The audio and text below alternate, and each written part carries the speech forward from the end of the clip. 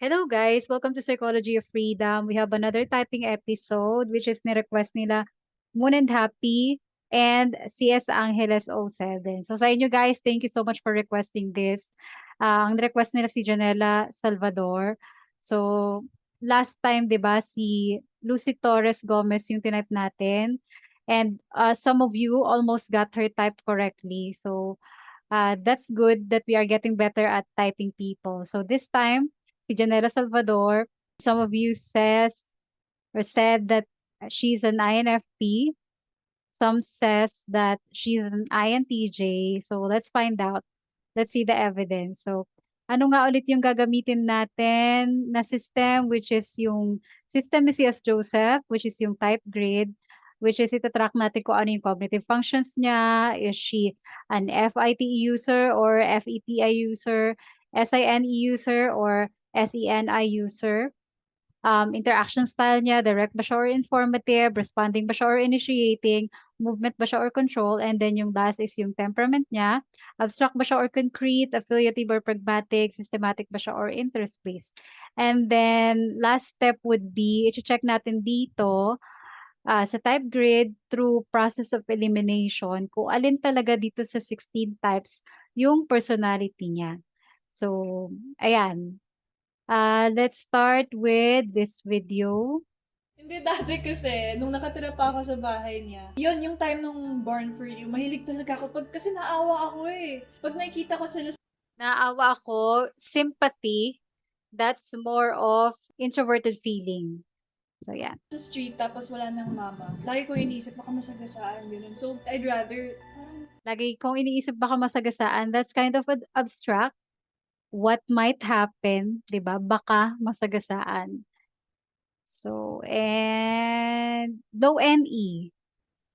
gusto ko silang kunin talaga. Oo. Yun lang. Gusto ko silang kupkupin, introverted intuition.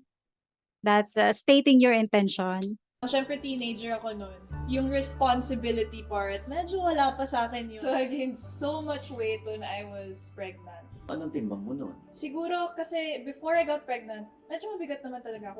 125 na ako. Okay. Before I got pregnant. And then, nung So kung mapapansin nyo, she moves a lot. So may pagka-movement. yung pinakakasagsagan siguro I was Noon 1 mo lang naintindihan ng nanay. Anong naging nanay ka? Mas na-appreciate ko siya. Hindi Yung ko, nanay mo nga.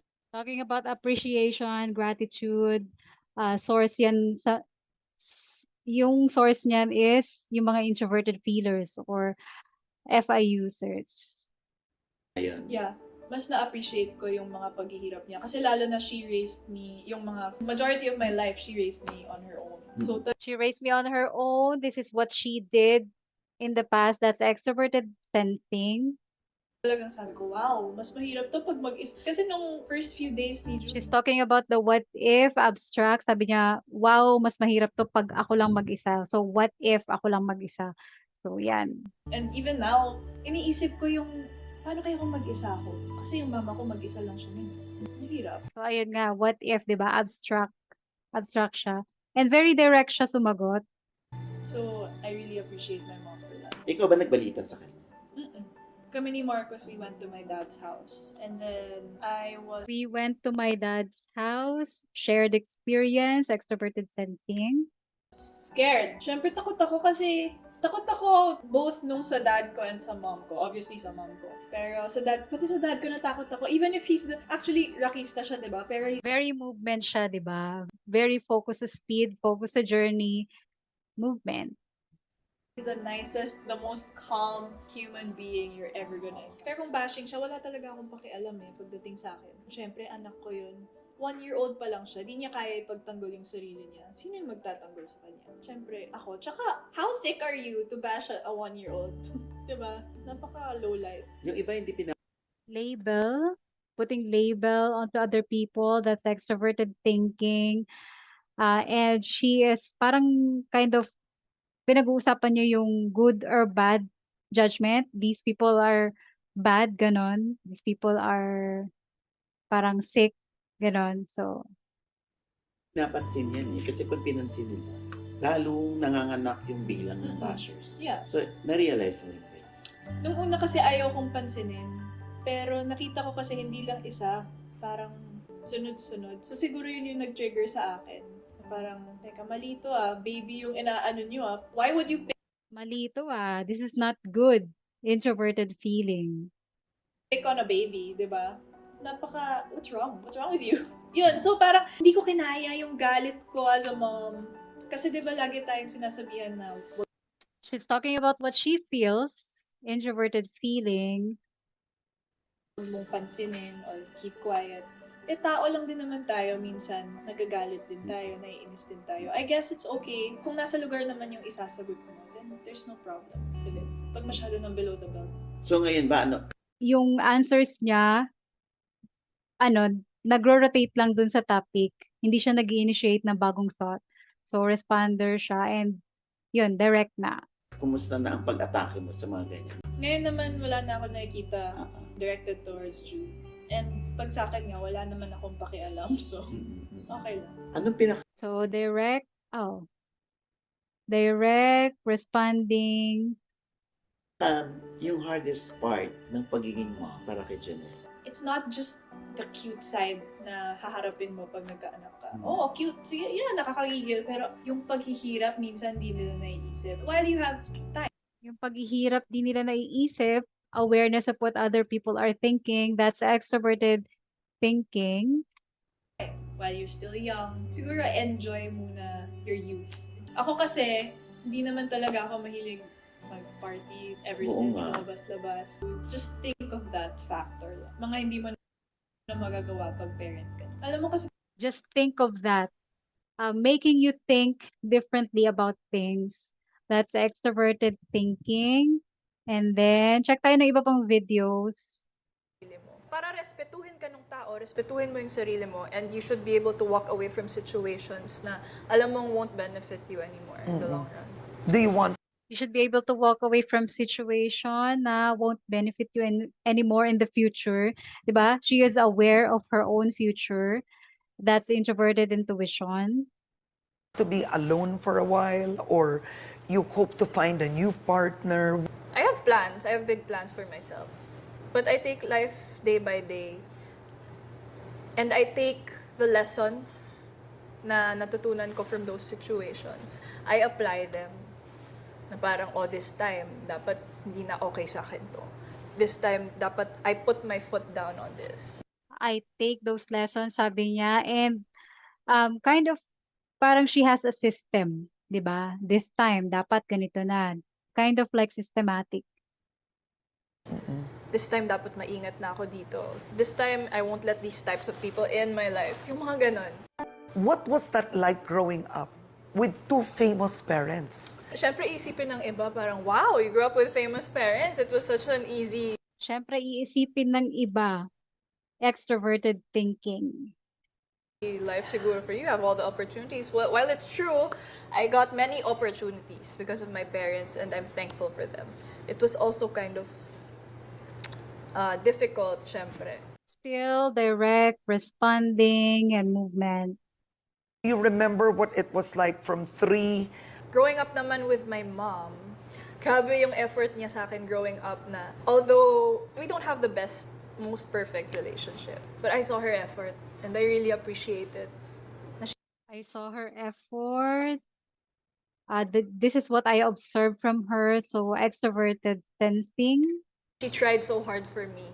I went to Strums where he would perform before every Thursday night. Tapos pinanood ko siya, parang nagtago ako sa likod na likod. Wow! Kasi I don't know if he wants me to be there or not. So, I don't know if he wants me to be there or not. Low NE, and pag sinabi kong low NE, that's probably in her unconscious side of the mind. So, ibig sabihin, NIS user siya. So, nagtago ako sa likod na likod, tapos pinanood ko siya. I wasn't planning on sige, that's SI. That's what she did in the past, own experience. saying hi to him or anything. Tapos, so umalis na ako. Pagpasok ko ng car, ayun na, bumuhos na yung luha ko. I broke down so hard kasi sabi ko, grabe, it's the first time I'm able to see my father perform. Parang ang dami kong na-feel, parang sobrang na-proud ako. Parang, Ang dami kong na-feel. This is what I felt, introverted feeling. wala na, iyak na ako. I know. Parang na-proud ako. And parang all those years na hindi ko siya kilala, he's right there in front of me. Pag ini-interview nga ako noon, sinasabi ko, parang, okay lang ako. Parang growing up without a dad, I'm fine. I always had to convince myself that, wala namang effect sa akin, ganyan-ganyan. But obviously, Meron. meron naman talaga. Oo. So, Obviously, she's a feeler, introverted feeling. I always want to know na kaya ko gawin. Like, at the end of the day, kaya ko gawin ng... Paano ba? I don't want it to sound bad kasi, pero I can rely Parang doon sa statement niya na yun, I don't want it to sound bad. Parang may pagka-extroverted thinking. Because I don't want other people to think about it this way, to perceive it this way. Parang ganun. on myself na hindi ko kailangang humingi ng tulong sa iba. Parang, I like being independent. Siguro kasi I saw my mom grow Being independent, that indicates pragmatism. And so far, wala akong napapansin sa kanya affiliative na statement. It's more of, ayun nga, pragmatism. growing up kung paano siya. She was able to raise us on her own. So siguro na embody ko din kung paano siya. I wanted to be independent as well. So, matapang ka talaga. I wanted to be independent. That's introverted intuition. Describe yourself. Describe myself. Strong. Yun yung lagi kong naririnig sa mga tao sa paligid ko. I always hear that I'm the bravest person that day. Yun yung lagi ko naririnig sa mga tao around me. So it's not about what I think, but it's about what other people think about me. That's what's true for me. So extroverted thinking pa din. Ano ba yung closest to the person that you are? I feel like I'm constantly evolving. So at that particular stage of my life, that was me. And now I feel like that's how we really are as people. Eh? Parang we just constantly change and evolve. We should just embrace it. Abstract. Ano pa yung mga transformation na mga pinagdaanan mo? I have more confidence. Parang before kasi I would overthink and I would get anxious over what people are thinking about me or whatever. But now I would get anxious about what other people think because I care about what other people think. That's extroverted thinking. after giving birth, I'm like, I don't care as long as I'm doing this for Jude. I'm doing this for me. I'm doing what I love to do. How does motherhood I'm doing what I love to do. I'm doing my passion. That's introverted intuition. So, alam na natin based on her cognitive functions na FITE user siya and SENI users. Sure na tayo dyan. So, SFP and TJ Quadra. And then yung interaction style niya is direct responding movement. So, let's just make sure of her temperament. Usually, wala akong nakikitang interest base sa kanya. So, she's probably systematic. Pero tingin pa tayo ng ibang videos. Alam ko, mukha akong masungit minsan. And I look like I'm not having fun, but social stuff is really not my thing. I Social stuff is really not my thing kasi nga, introverted siya. She's a responder. So, easily get overstimulated. overstimulation, yes. Kasi mga introverted, halimbawa, they have 90% na battery. And then the more that they socialize, nababawasan yung battery na yon. And they get drained after social interaction. While it's the opposite naman with introverts. They start with a very low battery and then when they socialize, that's the time na they gain energy. So yan. So yeah,